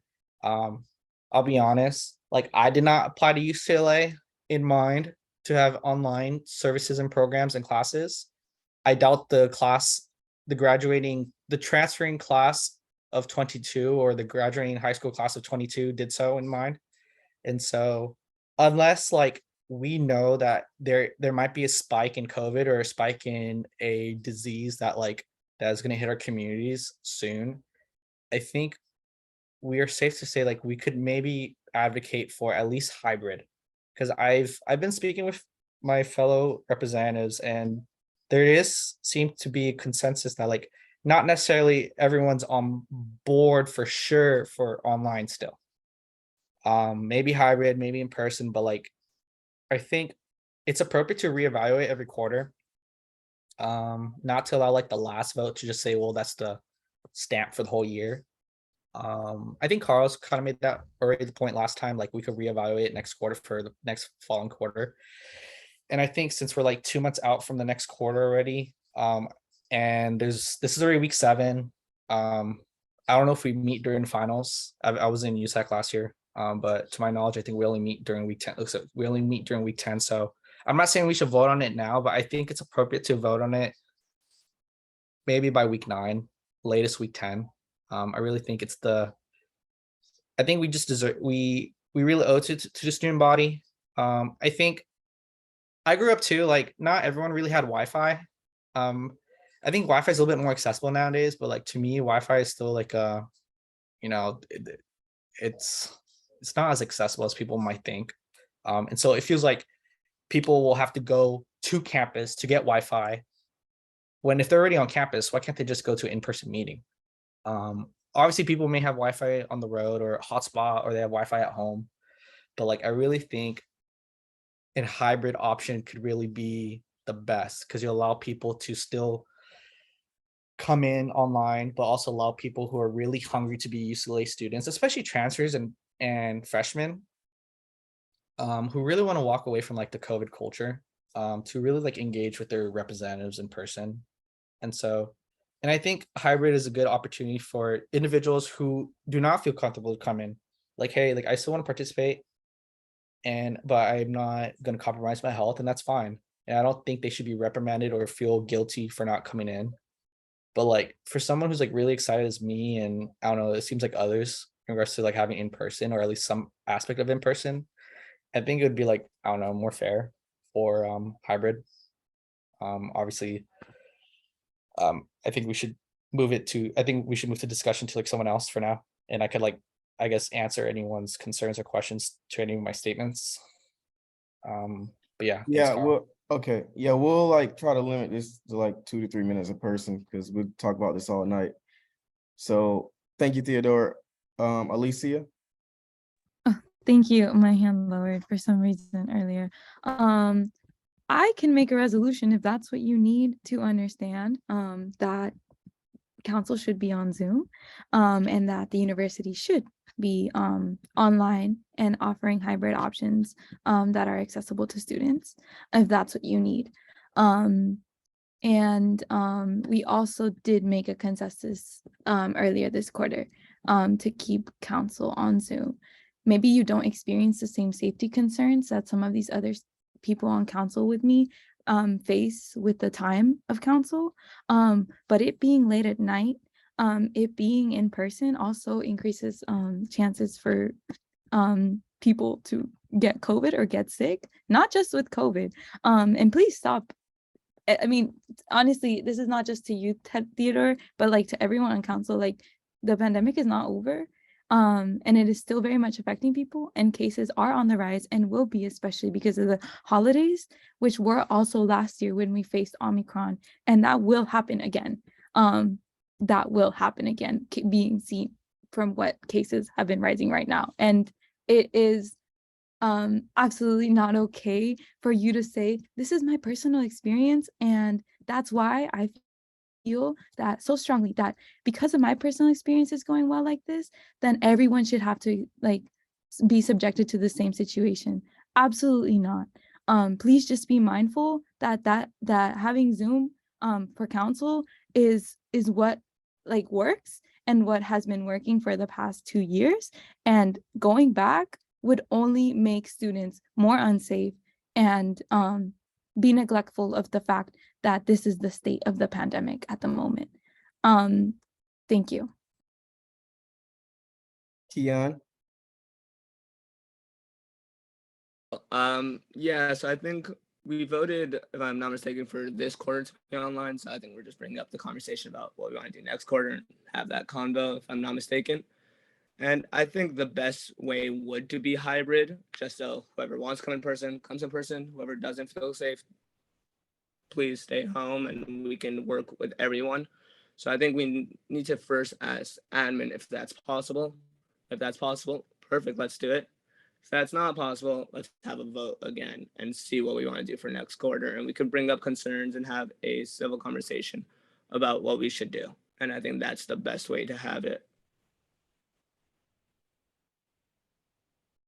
Thank you. Thank you, Keon. Before you go again, Theodore, I just wanted to say, yeah, the initial conversation that we kind of had about this, we didn't vote for the entire year. We did say that we revisit it towards the end of the quarter. So do appreciate you for bringing up the conversation, Theodore. Obviously, there's still a pandemic, ongoing. I like the points that have been brought up tonight in regards to, obviously, we can't use everyone's personal experience to speak on behalf of the whole group.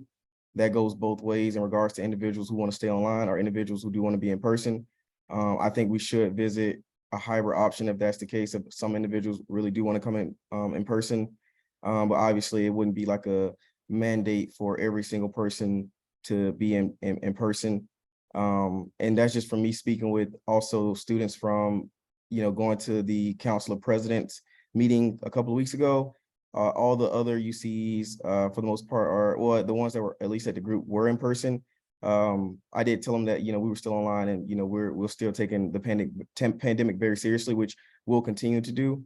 And so, yeah, going forward, hybrid is the way to go, then we can go that way, but it'll all come down to a vote towards the end of the quarter. And yeah, so with that, Theodore.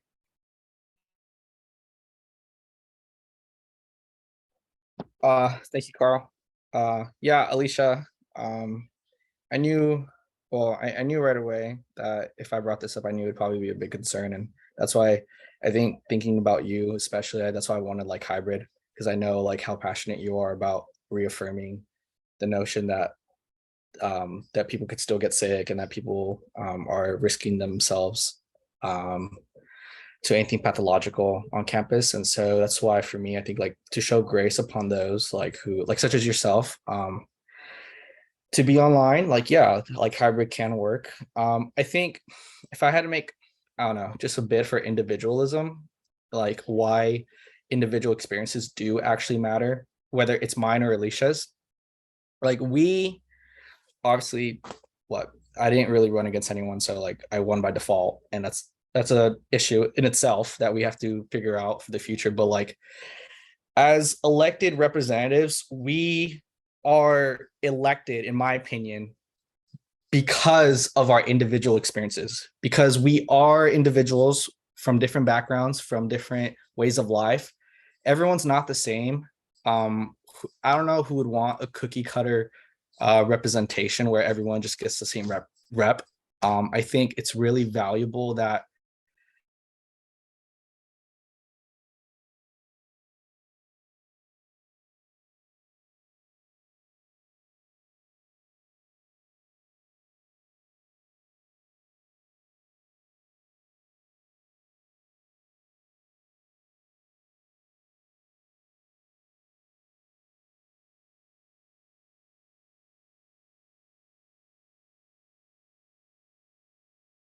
like, or like you diminish my own.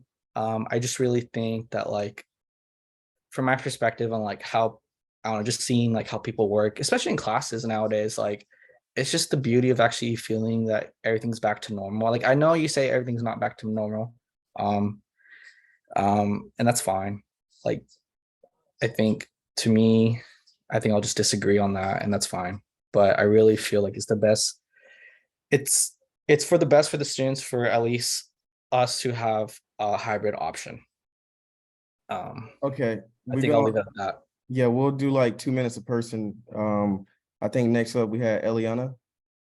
Thank you. First of all, I do want to say thank you so much, Alicia, always for speaking up. And secondly, if y'all want to get together, like Phoebe mentioned, why don't y'all just, whoever wants to get together, find a room or a table or wherever, pull up your computers in the same place and log on to Zoom. Like y'all can still be together. Who is stop? I don't see what's stopping you. Organize it yourself. But yeah. Anyhow. Yes, like probably just organize it yourself, but then it doesn't have to be like a big debate and a big difficulty for this council. So yeah. Thanks. Thank you. Thanks to everybody who's been speaking up about this. All right, I don't even know who's, I think Daniela was next. I think it was Sarah. Oh, Sarah. I'm gonna keep this very short. Because I would like to go do homework and get boba maybe. But basically I personally am in support of hybrid. I don't want to make anyone come in person who doesn't want to come in person. I just think for me personally, I would like to sit in a council room with other council members who want to be there. I think if we have the ability to provide a hybrid option, we should be doing that. That being said, I'm not trying to disqualify anyone's experiences. I just have wandering the halls of Kirkhoff. I've met Teddy and we've been able to like actually like we were able to just have a meeting today and talk about a resolution, which is something that's harder over Zoom. And that's why that's why I am personally an advocate for hybrid. But if there's not an option to do hybrid, then I think we should stay online.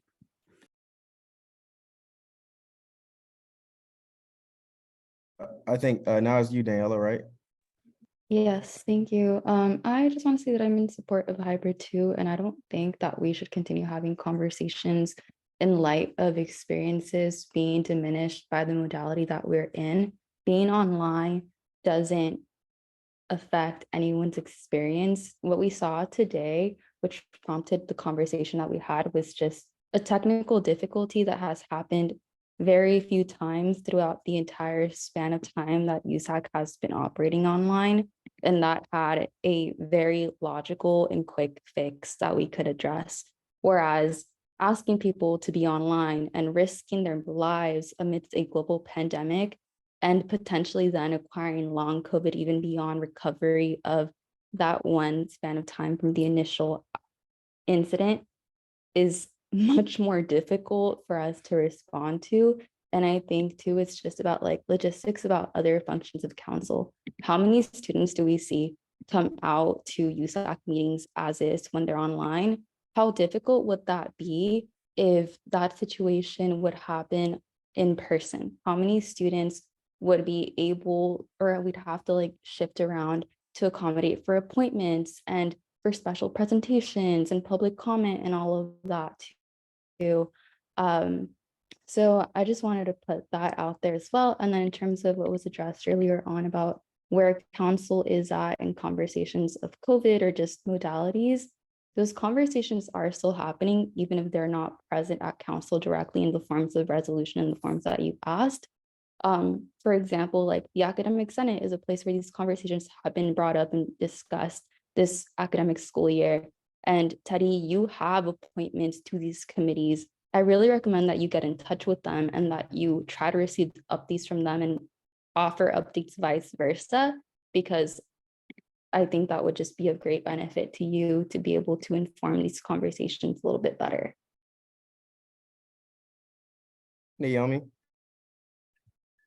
Don't worry, y'all. I'm gonna stick to my 2 minutes, but I just really want to address the language that we use in these meetings. I know they're like they're on Zoom and it's live and recorded, but I really want to emphasize that we should definitely be thinking before we open our mouths, just like basic childhood rules that I've learned in my home.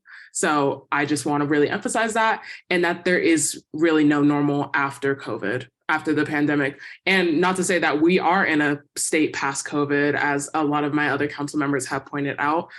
Even being a teaching assistant this quarter, I have students out every week with COVID and other sicknesses, and we host makeup sessions on Fridays on Zoom for that sake, so that they can be able to still have an education and learn and have that access. So I definitely still want to raise, like, people are still getting sick, and midterm season, it's been a mess, but we're still being able to persevere. I am not professor, but not yet. We'll see. But yeah, going also into that, if we want to revisit our voting and see, going back, if we want to vote again, I'm definitely for that. It's just also the fact that as a commuting student, like, getting back at 9:30 wasn't 9:30 p.m. or leaving campus at 9:30 p.m. was not ideal for me. But if that's what the vote turns out to, I'll tough it out. But maybe we can then revisit like different time or day for USAC meetings as well, if that's really what we need to bring into the conversation. But yeah, I just really want to emphasize language that we use in these meetings. But yeah, that's it. 2 minutes up, passing on. Jessica? Thanks, Carl. I just wanted to address like a couple logistical things. So we really don't, the only thing we need to know is if for sure you want a hybrid mode in the typical USAC space, which we currently use Broome Viewpoint Room. We do need to know that in advance because it does require a special setup of the room. So there's additional staffing, furniture needs to be moved, there's audio equipment that gets set up. So it's kind of a big process. So one thing that I would probably recommend is maybe like taking an offline poll for council members who are interested in the hybrid version, just to see how many would actually show up to an in-person meeting. And then, you know, if it's not too many, I wouldn't recommend going with the typical space. We do have Kirkhoff 417 available. And so Like Phoebe mentioned, if, you know, the folks who really do want to be in person, want to gather in a space, I'm happy to reserve that for you all. And then, you know, that would definitely would accommodate if it's only a handful of people. But I just wanted to bring that up because there is additional costs to bringing council back in person or back in hybrid mode, just given the space that we use for council, and that it's not a standard setup for these meetings. So we would definitely need, I think, at least like 2 to 3 weeks advance notice to be able to coordinate the staffing for that. But if it's only going to be a handful of people, then I would recommend maybe just doing 417 as the on-site Kirkhoff location. I can reserve it for you. We don't really need to set anything else up, and you all can, you know, share a laptop for a Zoom, or if you need like projector setup, we can include that in the reservation. But that will be a lot lower cost and you know, less staffing. We don't really need staffing at that point. So if that's something you're interested in, let me know and I can talk to our reservationists about that. Phoebe? I'll go after Eliana. Eliana? Thank you, Phoebe. So yeah, I just want to second what Naomi said about the issues for commuter students on top of the COVID and accessibility and safety issues, because I'm also a commuter. A lot of, what is it, like a quarter? A lot of UCLA students are a commuter, and it's like a lot of, there's a lot of challenges. And yeah, I think it's important to have like the folks want to get together.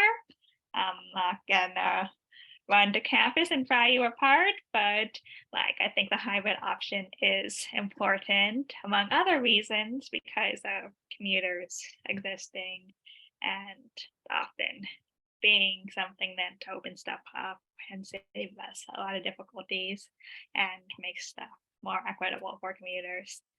So yeah, thank you. Yeah. Phoebe? Quick question, Jessica, just to clarify, Kirkhoff Hall 417 does not require money for the reservation. It's free.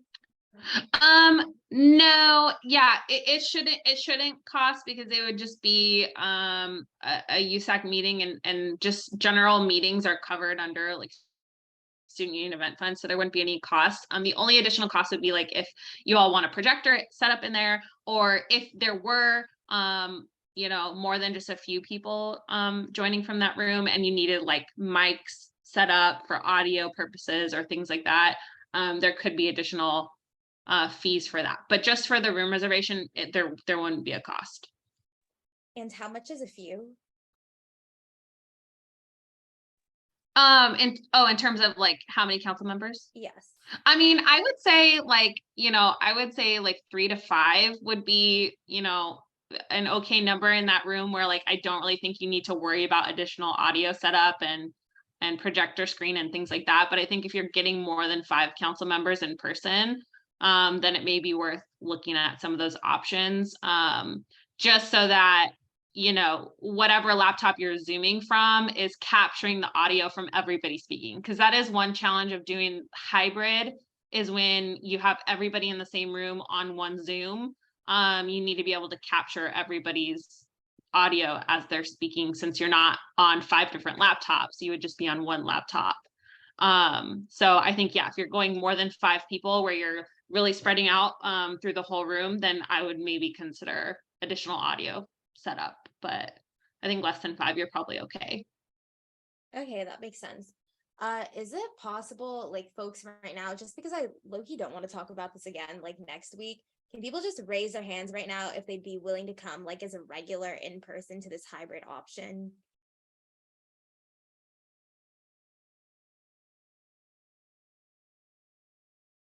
I mean, what is this, a vote? Like this? No, it was just like an informal poll thing, because I wanted to make a motion to have the hybrid option at Kirkhoff Hall 417 if around 5 people, you know, if the, you know, the number didn't exceed like a lot of people, because I feel like a lot of people kind of already know whether they'll show up or not. That's I don't know. That's what I think, but maybe I'm wrong. Okay. Yeah, okay. I think like in the whole informal thing is cool, but this is, yeah, I was gonna say this is probably a discussion that we may have to table for like a week or two, because there's other things we have to discuss in regards to like, will that be one meeting a quarter that's hybrid, all right? Or will this be every week, it's gonna be a hybrid thing, or whatever. So I feel like it's something that we should kind of discuss offline. I'll make like a Google form, we'll discuss it or whatever and do all the offline talking, so that next time when we do come to council, we can just kind of know what we're gonna do going forward, and we can just vote on it, give all the appropriate departments a heads up, and then we'll go from there. So yeah, that's kind of what I was thinking. So but yeah, we did do the like informal thing, so we've seen a couple individuals that were interested, but we'll have to be a little bit more specific in regards to what is that going to look like. Will it be one or two? Will it be one meeting or whatever? So yeah, we'll do that offline, and then we'll come back and vote on that. What I will say though is, obviously for the, online portion, I feel like we do need to do better as a council, especially when we have individuals that visit us for appointments or people who doing special presentations. We do need to do a better job of like, asking them questions, being involved, having your cameras on when you can, and that type of like those small housekeeping things. So, but yeah, we'll discuss that a little bit more and get the specifics out, so that next time when we come to council, it could just be like something we've already discussed, and we can go ahead and vote on it, so we can give the appropriate departments a heads up. All right. And I think that is all. Oh, I'm sorry. This is unfortunate, y'all. Just for accountability measures to make sure that like, I know that we're all like committed to like doing the work of the CAE resolution, because I think it's important. I wanted to move to make an action item that we establish me, Eliana, Naomi, and Carl as the individuals doing the work on that CAE resolution. So I think that's two motions. Unfortunately, you got a motion for the action item, and then you got a motion. Yeah, anyway, so I motion to bring that as an action item. Can someone second? I second. I heard Naomi. So all in favor, please raise your hand.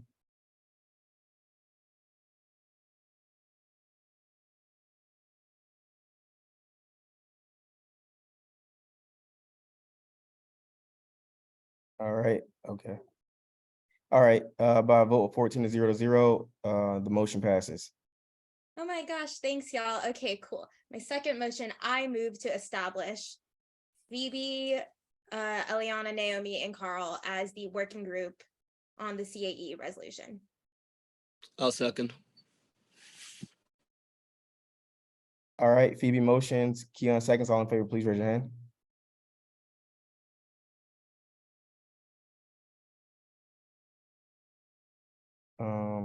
Milan.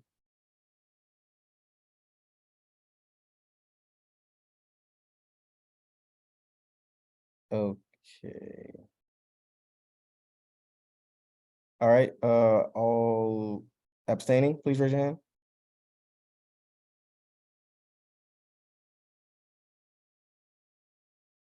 All against, please raise your hand. Okay, I think, yeah, she says she's in there. Okay, so by a vote of 13-0, the motion passes. And yeah, no, you're fine. You're fine, Milan. All right, does anyone else have anything else, or everybody good? Okay, awesome. I adjourn this meeting at 9:17 p.m. Thank you, everyone. I'm gonna stop the recording. How do I stop this thing? Okay, there we go.